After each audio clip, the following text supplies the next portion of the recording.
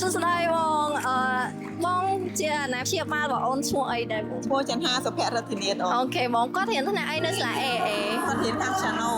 រៀនជាក់មិនឆ្នាំដែរបង ហើយគឺដូចជាមួយឆ្នាំហើយអូន អូខេប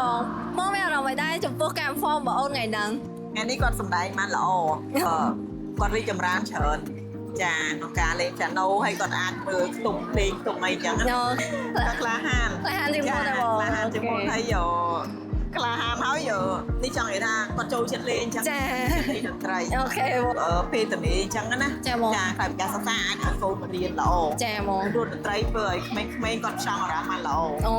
ចា ឥឡូវចង់អារម្មណ៍ច្រើនមុនដែរ បានល្អហើយវាតាក់ទងទៅនឹងភូមិបាលគាត់ទៀត អូខេបងចា ការរៀនសូត្រចឹងណា ចាបងអរគុណច្រើនបងសម្រាប់ការចូលរួមថ្ងៃហ្នឹងអរគុណច្រើន